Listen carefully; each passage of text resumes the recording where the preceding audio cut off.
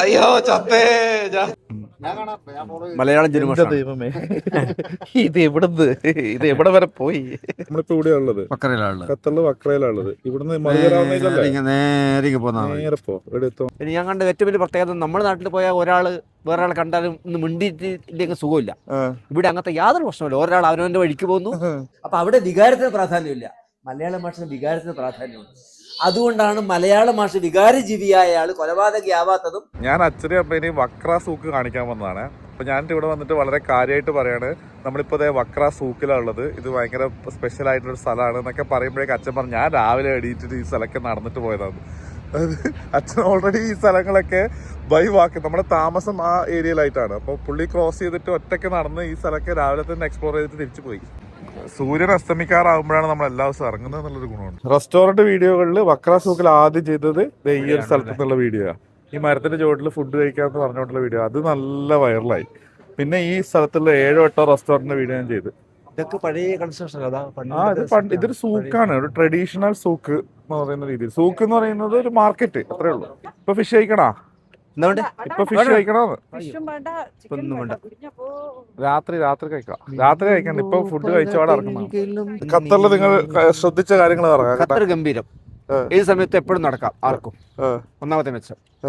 നാട്ടിലെ പോലെയല്ല, പെണ്ണുങ്ങൾക്ക് സധൈര്യം ഒറ്റക്കും കൂട്ടായി നടക്കാം. ഒരു പ്രയാസം ആർക്കുമില്ല.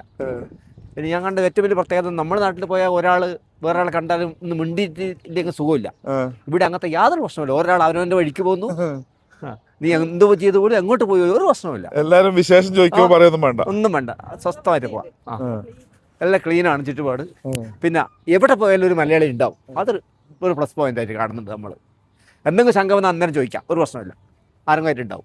നിങ്ങൾ രാവിലെ നിങ്ങൾ ഒറ്റയ്ക്കുള്ള നടപ്പിൽ നിങ്ങൾ ഇതുപോലെ ഏതെങ്കിലും മലയാളിയുടെ സഹായം ചോദിച്ചില്ല? ഞാൻ പല മലയാളികളും കണ്ടിട്ടുണ്ട്. ഇടയ്ക്കെല്ലാം കണ്ടിട്ടുണ്ട്.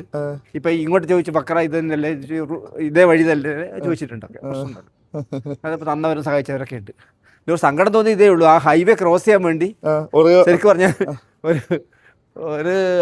ഒരു കിലോമീറ്ററിന് അടുത്ത്, ഏകദേശം 3/4 കിലോമീറ്റർ ഞാൻ അങ്ങോട്ടും ഇങ്ങോട്ടും നടക്കേണ്ടി വന്നിട്ടുണ്ട് അന്ന് ക്രോസ് ചെയ്യാൻ. അപ്പോഴവിടെ ഒരു ബൈപ്പാസ് നല്ലതാണെന്ന് തോന്നിയിട്ടുണ്ട്. ഒരു ഓവർ ബ്രിഡ്ജ് പോലെ കാൽനടക്കാർക്ക് വേണ്ടിയെങ്കിലും. കാൽനടക്കാർക്ക് ഓരോ സിഗ്നലിലും കൃത്യമായി അത് സിഗ്നലിന്റെ ദൂരം എത്രയാ? മിനിമം 1 കിലോമീറ്റർ ഇല്ലേ? അപ്പൊ ഇത് നമ്മൾ സെൻട്രൽ പോയിന്റ് ആണ് വരിക. അപ്പൊ 2 ഭാഗത്തേക്ക് പോയാലും 1 കിലോമീറ്റർ നടക്കണം വെറുതെ. അപ്പൊ ആ നടപ്പ് ഒഴിവാക്കാൻ വേണ്ടി കാൽനടക്കാർക്ക് വേണ്ടി അത്തരത്തിൽ ഒരു over bridge, foot over bridge ഖത്തറുകാർക്ക് പരിഗണിക്കാവുന്നതാണ്. ഒരുപാട് നിർദ്ദേശങ്ങളുണ്ട്. നമുക്ക് ഇതൊക്കെ ഗവൺമെന്റിലേക്ക് അറിയിക്കാം. അടുത്ത വരവിലേക്ക് നമുക്ക് നീക്കെന്താ പറയണ്ട? അതായത് നമ്മൾ ഈ കറങ്ങാൻ പോകുന്ന സ്ഥലങ്ങളിലേക്കൊക്കെ ഈ വക്ര ചുറ്റുവട്ടത്തെ 4 ദിക്കിലേക്കും മൂപ്പര് നടന്നിട്ട് കാഴ്ചകൾ കണ്ടു കഴിഞ്ഞു. ഇനിയിപ്പോ ഇവിടെ പുതുതായിട്ടൊന്നും കാണിക്കാൻ എനിക്കില്ല.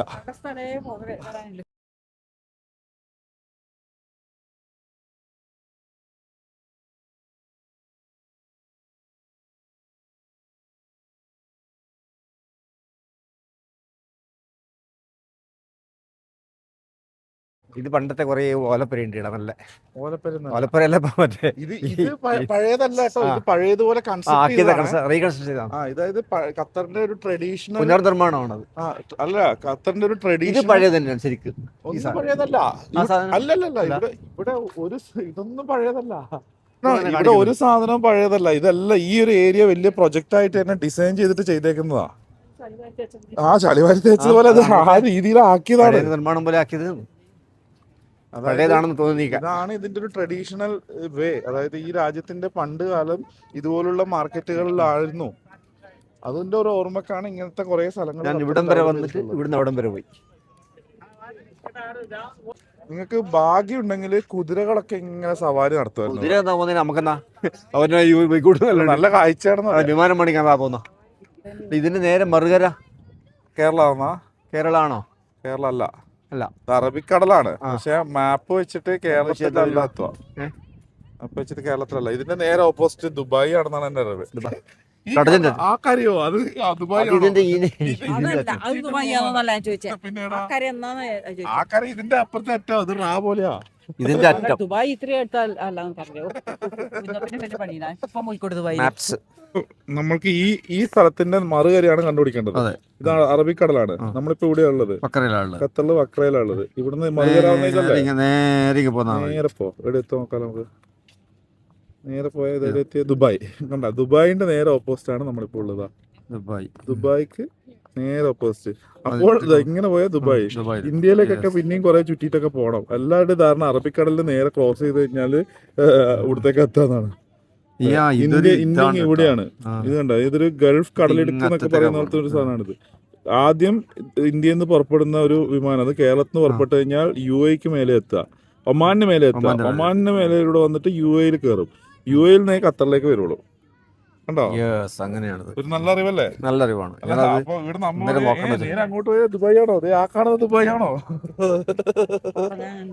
അപ്പൊ മാത്രമല്ല, ഈ സീ സൈഡിലെ അല്ല വിമാനത്തിന്റെ പ്രത്യേകതയുണ്ട്. അവര് എല്ലായിടത്തും ഒരേ ഹൈറ്റിലല്ല പ്ലെയിൻ പോകുന്നത്. ചില പ്രത്യേക സ്ഥലങ്ങളിൽ എത്തുമ്പോൾ അവർ അതിന്റെ ഹൈറ്റ് കുറക്കുന്നുണ്ട്, ചിലപ്പോൾ കൂട്ടുന്നുണ്ട്. അതാ ജെർക്കിങ് വരുന്ന ഇടയ്ക്കിടെ. അത് അതുകൊണ്ടല്ല, അത് മേഘങ്ങളുള്ള സമയത്ത് ടർബുലൻസ്, അതുകൊണ്ട് മേഘത്തിന് ഭയങ്കര സ്ട്രോങ് ഉള്ള സ്ഥലമാകുമ്പോൾ ടർബുലൻസ് അവർ റിപ്പോർട്ട് ചെയ്തിട്ട് താഴ്ത്തുന്നതാണ്. അല്ല, അല്ലെങ്കിൽ അവർക്ക് ഇതിന്റെ കൃത്യം ഒരു ഒരേ ഹൈറ്റ് അല്ല പോവുക വിമാനം. ചില പ്രത്യേക സ്ഥലങ്ങളിൽ എത്തുമ്പോൾ അത് കടലിൽ ചാടണോ? ഞാനില്ല, വെള്ളം നനക്കാൻ. വെള്ളം ഇറങ്ങുന്നുണ്ടോ? വെള്ളം നനക്കാൻ കഴിയില്ല. ചാട്. അതിന്റെ മേലെ ചാടി കാല് തിരിച്ചു വേണേ. യോഗയൊക്കെ ചെയ്യുന്ന, അതുകൊണ്ട് കുഴപ്പമുണ്ടാവില്ല.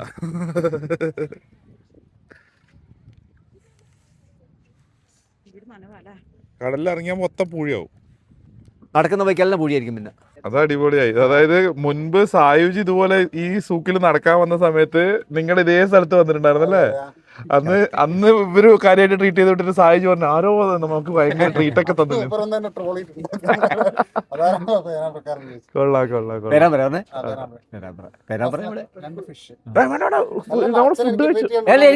ഞാൻ കഴിക്കില്ല, ഞാൻ കഴിക്കാറില്ല. അതുകൊണ്ടാണ് ഞാൻ കഴിക്കാറില്ല. എനിക്ക് വെജ് മതി. എന്തെങ്കിലും ഒരു വെജ് മതി, നിർബന്ധമാണ്. സായുജിന് പിന്നാലെ നിങ്ങൾക്കും അവരുടെ വക സ്പെഷ്യൽ ട്രീറ്റ്. സായുജ് അന്ന് ഇതുപോലെ ഇവിടെ നടക്കാൻ വെറുതെ വന്നു. അപ്പോൾ പേരാമ്പ്രക്കാരനെ കണ്ട് പേരാമ്പ്രക്കാരൻ ഭയങ്കര ട്രീറ്റ് ആയിരുന്നു എന്ന് പറഞ്ഞു. അത് നിങ്ങളായിരുന്നു എന്നുള്ളത് ഇപ്പം ഞാൻ അറിഞ്ഞു. കാസർഗോഡ് കാരനാണ് തെക്കിൽപ്പാലം കടന്ന് കയറിയാലായി. ഞാൻ അറിയാം, ഞാൻ അവിടെയൊക്കെ ഉണ്ടായിരുന്നു, അവിടെ ഉണ്ടായിരുന്നു. ഇതെന്താ സാധനം? ഇത് ചിക്കൻ ചീസ് ബോൾ ആണ്. ചിക്കൻ ചീസ് ബോൾ പോലും കേട്ടാ. നിങ്ങൾക്ക് അറേബ്യൻ പരിപ്പോട. അക്ഷയ അവിടെ കുറച്ച് പണിയായിട്ട് നിന്നതാ വീട്ടില് കുറച്ച് ആൾക്കാർ വൈകുന്നേരം വരുന്നുണ്ടായിരുന്നു. ഇത് ചിലപ്പോ നിങ്ങൾക്ക് ഇഷ്ടാവും. ഇതാണ് അറേബ്യൻ പരിപ്പുവട തൊളവട ആക്കിട്ട് തന്നേക്കുന്നത് നിങ്ങൾക്കായിട്ട്. ഫലാഫൽ മുളകാ. അതെ, ഒരു ചെറിയ ചായ കുടിക്കാൻ വേണ്ടി വന്നതാണ്. ഒരു ചായ കുടിക്കണം എന്നുള്ള ആഗ്രഹം പറഞ്ഞതാ. ഇപ്പം വലിയ ട്രീറ്റ് ആയി. ഇത്രയും വലിയ ചായ ആയിരുന്നെങ്കിൽ വേണ്ടായിരുന്നു. താങ്ക് യു കേട്ടോ. Thank you. അല്ലാതെ പറഞ്ഞ മാതിരി ഒരു തുള്ളി യാചിച്ചാൽ ഒരു വസന്തം നൽകും എന്ന അവസ്ഥയിലേക്ക് വന്നു. അതന്നെയല്ലേ മറ്റേ ഒരു മാത്രം ഞാൻ ചോദിച്ചു. അത് വയലാർ മുമ്പ് ഇങ്ങനെ എഴുതിയിട്ടുണ്ട്. ജനുമാഷ് ഇൻസ്റ്റാഗ്രാം. ജനുമാഷ് അതന്നെ മറ്റേ ഇതിലോ ബ്ലോഗും അതെ, ജനുമാഷ് മലയാളം ജനുമാഷ്. ദൈവമേ, ഇത് എവിടെ വരെ പോയി? അത് നമ്മുടെ കുട്ടികൾക്ക് വേണ്ടിയാണ്, കുട്ടികൾക്ക് നാട്ടുകാർക്ക് മാഷന്മാർക്ക് വേണ്ടിയിട്ട് നല്ല സാധനം.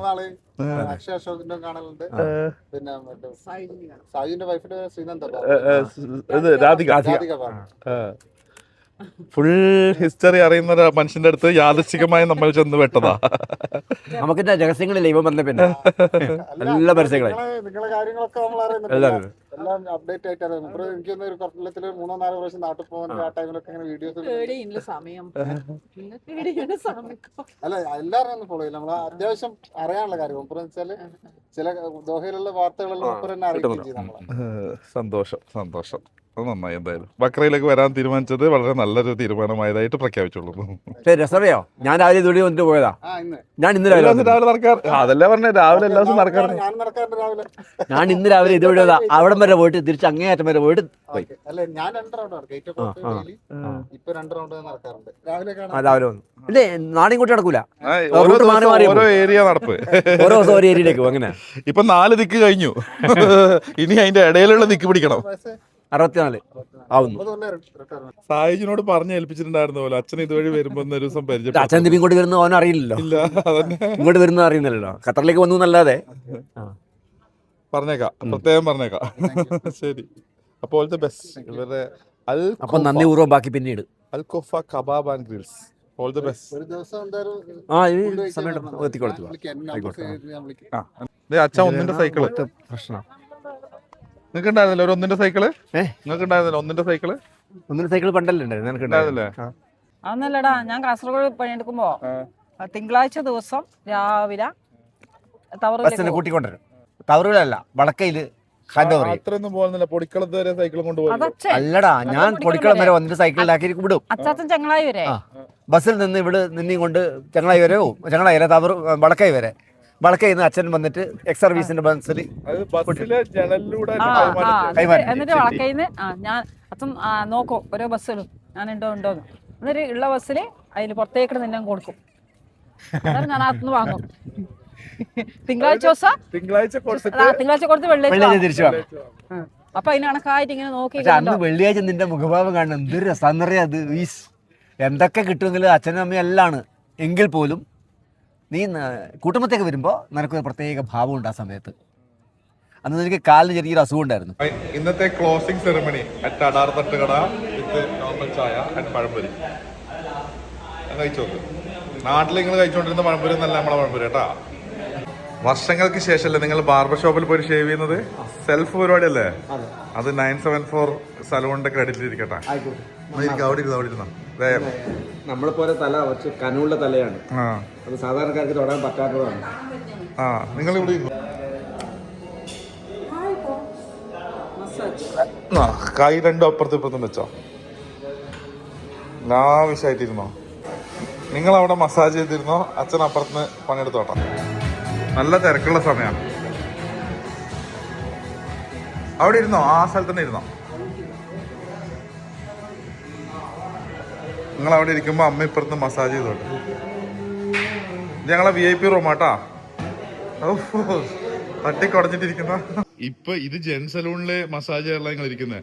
ഇതിനേക്കാളും സൂപ്പർ ഡ്യൂപ്പർ സാധനം അപ്പുറത്ത് നമ്മുടെ ലേഡീസ് സലൂണിലുണ്ട്. അതുണ്ടായിട്ട് നിങ്ങൾ ഇവിടെ വന്നിരിക്കുന്നത്. അപ്പുറത്ത് വരുന്നോ? അപ്പുറത്ത് ഇതിന് സൂപ്പർ സെറ്റപ്പ് ഉണ്ട്. അക്ഷയ കുറച്ച് വരൂ. ഇപ്പൊ ഫിദയുണ്ടോ അവിടെ? അവിടെ പോയിരുന്നോ? ഇതിനും അടിപൊളി സാധനം. ഇതിനേക്കാളും സൂപ്പർ സാധനം അപ്പുറത്തുണ്ട്. എന്നിട്ട് ഇത് ഭയങ്കര സുഖമുണ്ട്. പോയിക്കോ, അപ്പുറത്ത് പോയിക്കോ. പോയിരുന്നോ? ഓള് വരുന്നതിന് മുമ്പ് നിങ്ങൾ അതെല്ലാം എക്സ്പീരിയൻസ് ചെയ്തു പറഞ്ഞോ. മൊത്തം ഞാൻ പറയുന്നത് ഫുള്ള് കറുപ്പടിച്ചിട്ട് ലുക്ക് മാറ്റിയിട്ട് അങ്ങ് ഇറക്കിയാലോ എന്നാ. നല്ല സോൾട്ട് ആൻഡ് പെപ്പർ ഒക്കെ ആക്കിയിട്ടേ. ലാസ്റ്റ് നിങ്ങൾ ബാർബർ ഷോപ്പ് പോയിട്ട് ഷേവ് ചെയ്ത് എത്ര കൊല്ലം മുമ്പാ ഷേവ് ചെയ്തത്? എത്രയോ കൊല്ലായി?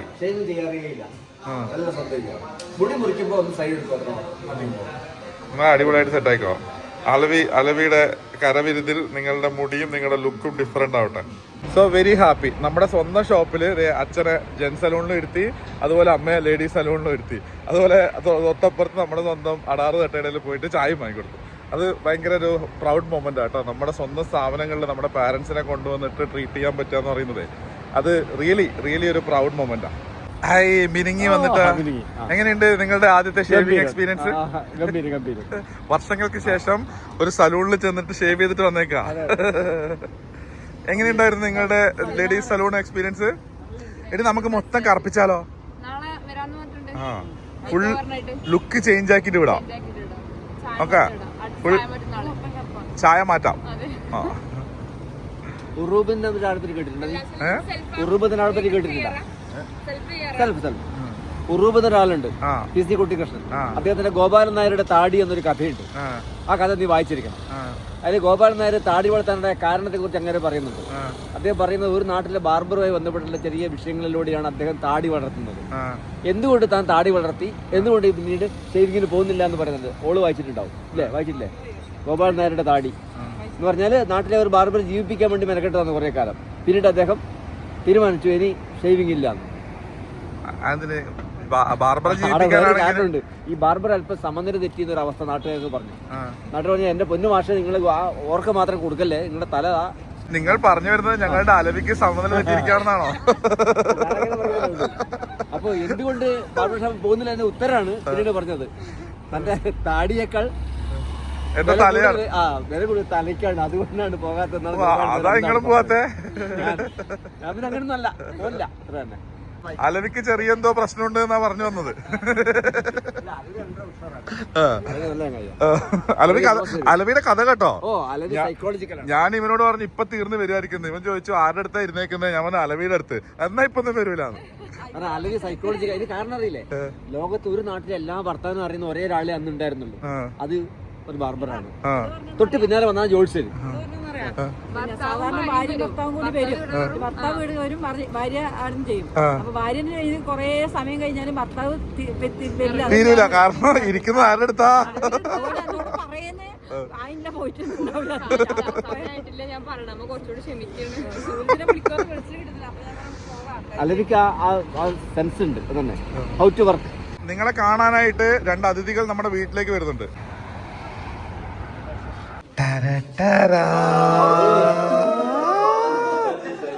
മെയിൻ ആൾക്കാർ മുഴുവൻ വീട്ടിൽ വന്നിരിക്കുന്നു. കഴിഞ്ഞോ? കഥയൊക്കെ പറഞ്ഞു കഴിഞ്ഞോ? മനസ്സിലായി. ഓ, നിങ്ങൾ ഇത്രയും നേരം കണ്ടിന്യൂസ് സംസാരം. കവിതകളൊക്കെ കഴിഞ്ഞോ? കവിത ഒന്നും വന്നില്ല. ഇതാരാത്? How are you? ഇതെന്താ വിശേഷം? അഹങ്കാരമുണ്ടോ എനിക്ക്?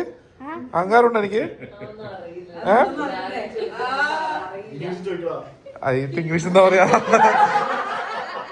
ഞങ്ങള് നേരത്തെ പുറത്തിറങ്ങിയപ്പോ ഇവനെ വിളിച്ചു. എന്നിട്ട് നിങ്ങളുടെ വീട്ടിലേക്ക് ഞങ്ങൾ വരട്ടെ എന്ന് ചോദിച്ചു. അപ്പാട് ഇവള് പറഞ്ഞു വേണ്ട, ഇങ്ങോട്ട് വരണ്ട, ഒരുത്തരും ഇങ്ങോട്ട് കയറിപ്പോരെന്ന് പറഞ്ഞു. 2 സീനിയർ സിറ്റിസൺസിനോട് അന്നേരം മുതൽ കരയുന്നതാണ്. എന്നാലും എന്നോട് അവൾ ഒരു കുലസ്ത്രീക്ക് ചേർന്ന രീതിയല്ല ഇതെന്നാ പറഞ്ഞത്. എന്തായാലും അവരെ വീട്ടിലേക്ക് വിളിക്കും. അപ്പൊ അവര് ഫസ്റ്റ് ടൈം വീട്ടിൽ വരുമ്പോ എന്ത് ചെയ്യണം? അവർക്ക് നമ്മൾ നന്നായിട്ട് ട്രീറ്റ് ചെയ്യണം. വീടിനിങ്ങനെ മൊത്തം അലമ്പായിട്ട് ഇട്ടിട്ട് മീനിന്റെ മണം മൊത്തം ഇങ്ങനെയുള്ളത് അവർക്ക് ഫുഡ് ഉണ്ടാക്കി കൊടുക്കാനൊന്നും ഇതായിട്ടില്ല. അപ്പൊ അത് പക്ഷേ വേദനിപ്പിച്ചു, നീ കുത്തി നോവിച്ചു, നീ കുത്തി നോവിച്ചു. ഇനി ആ പടി കയറൂലെന്ന് പറഞ്ഞ. ഇനി നിന്റെ ഒരു ഒലക്കല ബിരിയാണി വേണ്ടെന്നാ പറഞ്ഞത്. ജിബിമാമൻ ഒരു കള്ളൻ. ജിബിമാമനെ ഒരു മിലിറ്ററിക്കാരൻ വന്നിട്ട് എങ്ങനെ വെടിവെക്കാന്ന് വെച്ചാ ഒളിച്ചിരുന്നിട്ട് വന്നേ. ഒളിച്ചിരുന്നിട്ട്, അതായത് ഒരു മിലിറ്ററിക്കാരനാണ് നീ. ടൺ ടടാൻ ടടാൻ ടടാൻ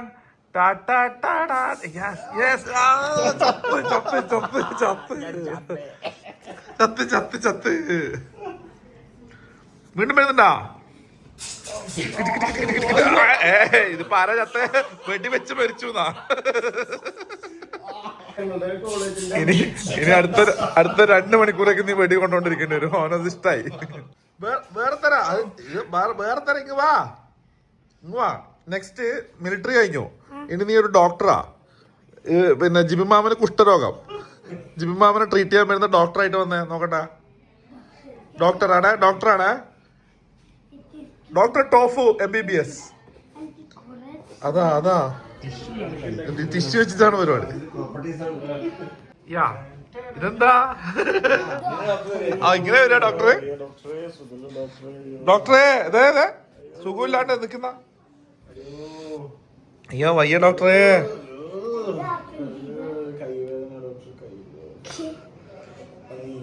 എന്താ അത്? മരുന്നാ? അല്ല, ഇതെല്ലാം ഉണ്ട്, സിറിഞ്ചൊക്കെ ഉണ്ട്.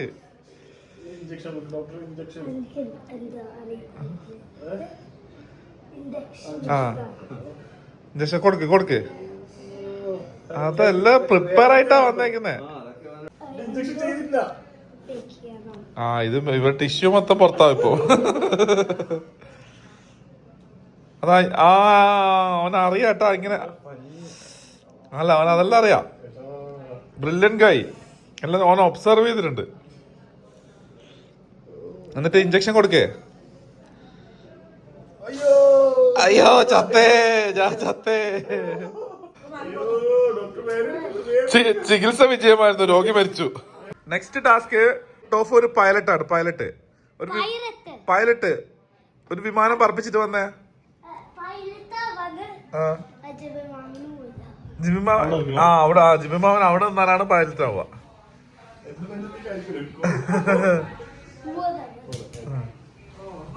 പൈലറ്റ് മാമൻ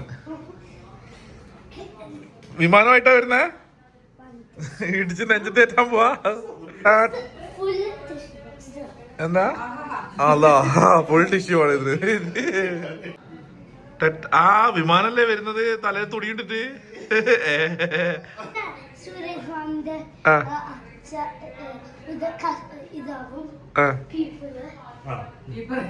എന്തായിരുന്നു കീപ്പറാ? ആ ഓ ഇത് ഫ്ലൈറ്റ്. ആ ഓ പൈലറ്റാ വന്നിട്ട് വണ്ടി കയറിയത്. സോറി അത് ഞാൻ തിരിച്ചില്ല. ആ അനൗൺസ് ചെയ്യോ? ആ എന്തോ മറന്നിട്ടുണ്ട്. പൈലറ്റ് എന്തോ മറന്നിട്ടുണ്ട്. എടുക്കുന്നുണ്ടല്ലോ അതെ അപ്പോഴേക്ക് ഫുഡ് വരുന്നത്. നിങ്ങളുടെ ഫുഡൊന്നും കഴിക്കാൻ സമ്മതിക്കൂലേ? ആ അത് വേറെ ടാസ്ക് ഉണ്ട് ഇവിടെ. ചെക്കനയുടെ ഫ്ലൈറ്റ് എടുത്തിട്ട് പോവാൻ നിക്കാ.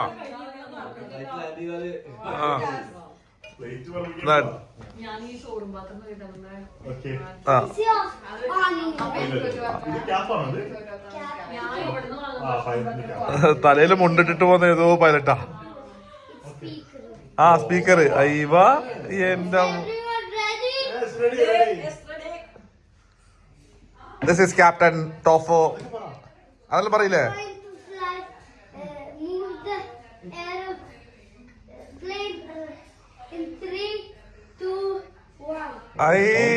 കൗണ്ട് ഡൗൺ ഒക്കെ ഉണ്ട്. നല്ല സ്പീഡ് വലത്തുനിന്ന് എടുത്തോട്ട് തിരിക്ക്. സ്പീഡ് വർക്ക്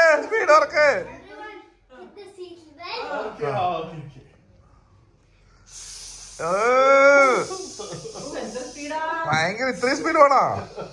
കുറച്ചുകൂടെ. പൈലറ്റ് മൂടായി. എന്നാ പുറത്ത് ക്ലാസ് കൊടുക്കാൻ പറഞ്ഞതാ.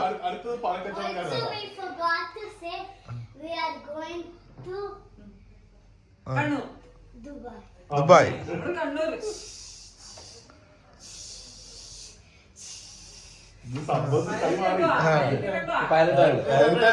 ആള് പൈലറ്റാ. നീ കണ്ട കളിയൊന്നല്ല ഇവിടെ. ഇനി മതി പൈലറ്റാ മതി. ദുബായിലെത്തി പൈലറ്റ് ഇറങ്ങിപ്പോയി. അതിന്റെ പ്രത്യേക ജിനിസാണ്. എനിക്ക് കപ്പ കടിച്ചു തിന്നണം. അതാ എന്റെ പ്രത്യേകത അതാണ്. നടുമോളുടെ പാൽക്കപ്പ റിവ്യൂ എങ്ങനെയുണ്ട്? സൂപ്പറാണോ? അമേസിങ്.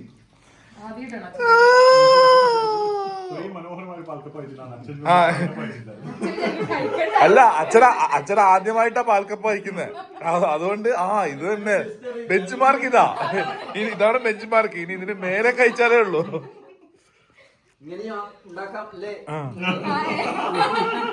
അല്ലടേ ആദ്യത്തെ പാൽക്കപ്പയാ, അതുകൊണ്ട് നിനക്ക് അഭിമാനിക്കാം. ഇങ്ങനെയൊക്കെ സാധനം ഉണ്ടല്ലേന്ന്.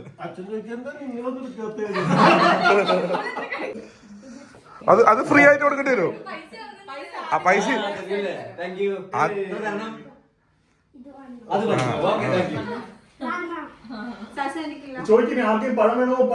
വിളിച്ചു ചോയ്ക്ക്. തലയിൽ വെച്ചിട്ട് പഴം വേണോ ചോദിച്ചിട്ട് വാ. കാശ് ആദ്യം അങ്ങോട്ട് കൊടുത്ത് പഴം കൊടുത്ത് പിന്നെ അത് ഇങ്ങോട്ട് വാങ്ങും. പറം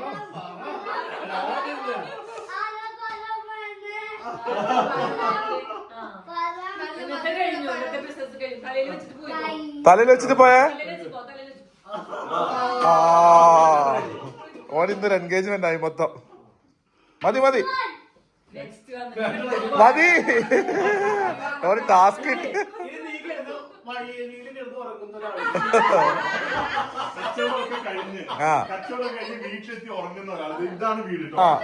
നോക്കട്ടെ.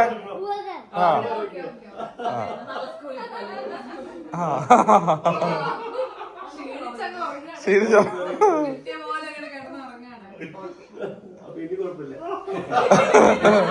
ഇനി മിണ്ടരുത്. വീട്ടിൽ എത്ര പുസ്തകമുണ്ട്? 7000-ലേറെ പുസ്തകം ഉണ്ടോ അവിടെ? ഞാൻ പുസ്തകം കണ്ടിട്ടുണ്ട്, എണ്ണം വെച്ചിട്ടാ. അത് കംപ്ലീറ്റ് കാറ്റലോഗിന്റെ പണി നടന്നുകൊണ്ടിരിക്കുന്നുണ്ട്. അപ്പൊ ഈ 350 രൂപ ശമ്പളം കിട്ടുമ്പോ അതിൽ 150 രൂപ അന്ന് വന്ന് മാറ്റി വെച്ചു. അന്ന് 981 ശമ്പളം 364 രൂപയാണ്. 350 രൂപ ബേസ് സ്കെയിലാണ്. ഡി അടുത്ത 462 രൂപ ശമ്പളം കിട്ടും. ആദ്യത്തെ ശമ്പളം, കന്നി ശമ്പളം.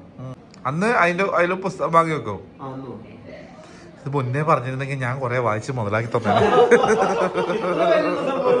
ഇത്ര വിലയുണ്ടെന്ന് അറിഞ്ഞില്ല. ഒരുപാട് പുസ്തകം മനസ്സിലെ കൊടുത്തു.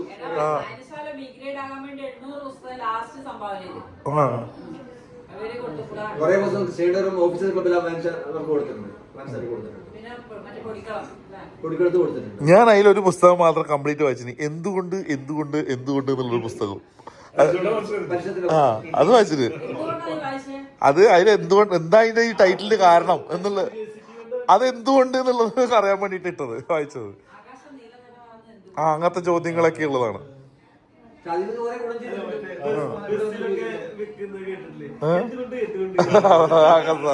അത് ഞാൻ ഫുള്ള് വായിച്ചത്. നമുക്കൊരു കാര്യം ചെയ്യാം, അടുത്ത തവണ നാട്ടിൽ പോകുമ്പോ അച്ഛന്റെ പുസ്തക കളക്ഷന്റെ ഒരു വീഡിയോ എടുക്കാം. അങ്ങനെയെങ്കിലും അത് ഓർമ്മയിൽ നിൽക്കട്ടെ. അല്ലാണ്ട് ഞാൻ തലമുറയായിട്ട് കൈമാറാൻ പറ്റൂല. ഈ ഒരു സ്കൂളില് മാഷന്മാർ നമ്മൾ പലതായി തിരിക്കാറുണ്ടല്ലോ. ഒരു കുട്ടിയോട് ചോദിക്കാൻ എനിക്ക് ഏറ്റവും പ്രിയപ്പെട്ട മാഷാരാ മോനെന്ന്, ആ കുട്ടി പറയും PT മാഷ് എന്നാണ്. അവന്റെ ഉത്തരം അതായിരിക്കണം. കാരണം ഇപ്പൊ നമ്മൾ ഇതിന്റെ ടോഫിന്റെ കാര്യം പറഞ്ഞല്ലേ, കളിയാണ് അവരെ പ്രിയപ്പെട്ട കാര്യം. അപ്പൊ കളി മാഷ് അഥവാ കളി പഠിപ്പിക്കുന്ന PT മാഷാണ് നമ്പർ 1 മാഷ്. നമ്പർ 2 ആരാന്ന് ചോദിച്ചാൽ മലയാളം മാഷ് എന്ന് പറയണം, പറഞ്ഞിരിക്കണം. പറഞ്ഞില്ല അതിന്റെ അർത്ഥം എന്താണെന്നറിയോ? ആ മാഷ് മലയാളം മാഷ് അല്ല എന്നാണ് നമ്മൾ പറയുന്നത്. ആ രണ്ടാമത്തെ പ്രിയപ്പെട്ട മാഷ് ഒന്നുകിൽ മലയാളം മാഷ് അല്ലെങ്കിൽ മറ്റേത് ഭാഷാ മാഷായിരിക്കണം. അത് പിന്നെ പൊതുവെ നമുക്ക് സാധ്യതയില്ല. കാരണം ഇംഗ്ലീഷ് ഹിന്ദിയൊക്കെ പിന്നീട് പഠിക്കുന്നതാണല്ലോ. മലയാളമാണ് കുട്ടിയുടെ കൂടെ വരേണ്ടത്. ഈ മലയാളം മാഷ് നമ്പർ 1 നമ്പർ 2 മാഷ് ആവുന്നില്ലെങ്കിൽ ആ മാഷിന്റെ പോസ്റ്റിന് പറ്റിയ ആളല്ല നമ്മൾ പറയാം. അതാ ഉത്തരം. അതങ്ങനെ ആവണം. ഫേവറേറ്റ് കണക്ക് മാഷായിരുന്നു.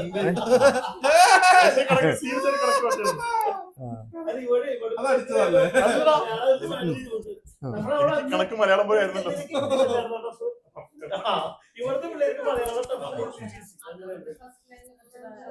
ഫസ്റ്റ് ലാംഗ്വേജിന്റെ മെച്ചം തന്നെയാണത്. അതങ്ങനെ ആവണം. അപ്പൊ ആ താല്പര്യമുള്ളതുകൊണ്ട് നമ്മളൊക്കെ അന്നും ഇന്നും കുട്ടികൾ പ്രിയപ്പെട്ടവരാണ്. കാരണം മാത്രമല്ല ഈ മലയാളം മാഷന്മാര് കൊലപാതകളാവാറില്ല. കേട്ടിട്ടുണ്ടോ? നിങ്ങൾ ഓർത്ത് നോക്കിയേ, ലോകത്തിൽ ബാക്കി ഏത് തരക്കാരൻ കൊലപാതകയായാലും മലയാളം മാഷ് കൊലപാതകയാവില്ല. കാരണം അദ്ദേഹം പഠിപ്പിക്കുന്ന സാഹിത്യമാണ്. സാഹിത്യം ഒരാളുടെ ജീവിതമാണ്. ആ ജീവിതത്തിന്റെ ഏറ്റവും കാതലായ വികാരം ഖേദമാണ്, ദുഃഖമാണ്. നമ്മളതിനെ പറയാ ഈ രുദിതാനുസാരിയായ കവി എന്നാ പറയാ. രോദനം, കരച്ചിലിന്റെ പിന്നാലെ പോകുന്ന വ്യക്തിയാണ് കവി. കരച്ചിലാണ് ഏറ്റവും പ്രാഥമികമായ മനുഷ്യന്റെ മനസ്സിനെ ആർദ്രമാക്കുന്ന വികാരം. ഈ ദുഃഖത്തെ പറ്റി പാടുന്ന കവിതകളാണ്, കഥകളാണ് എല്ലാ സാഹിത്യവും. ദുഃഖം പഠിപ്പിക്കുന്ന മാഷക്ക് അയാളുടെ ഉള്ളിൽ ദുഃഖം ഉൾക്കൊള്ളും. അതുകൊണ്ട് അയാൾ മറ്റയാളെ ദുഃഖിപ്പിക്കില്ല. അതുകൊണ്ടാണ് മലയാള മാഷത്ത് അല്ലാത്തത്. കണക്ക് മാഷക്ക് ഇത് ബാധകമല്ല. അയാൾക്ക് A+B² ആണ്. അവിടെ ഖണ്ഡിതമായ കാര്യമായി മൂപ്പർക്ക് വേണ്ടു. അപ്പൊ അവിടെ വികാരത്തിന് പ്രാധാന്യമില്ല. മലയാള മാഷിന് വികാരത്തിന് പ്രാധാന്യമുണ്ട്. അതുകൊണ്ടാണ് മലയാള മാഷ് വികാരജീവിയായ ആൾ കൊലപാതകയാവാത്തതും ആ ഒറ്റ കാരണം കൊണ്ടാണ് അന്നും ഇന്നും മലയാള മാഷന്മാർ കുട്ടിക്ക് പ്രിയപ്പെട്ടവരാകുന്നത്. ഒരിടത്തും മാഷന്മാരെ മലയാളം മാഷന്മാർ ചീത്ത പറയില്ല. അപൂർവ ചീത്ത പറയുന്നത് വ്യാകരണത്തിന്റെ പേരിലായിരിക്കും. 12ാം മാസം സദാനന്ദ ഗുരുവും ശാർദൂല വിക്രിയെഴുതും.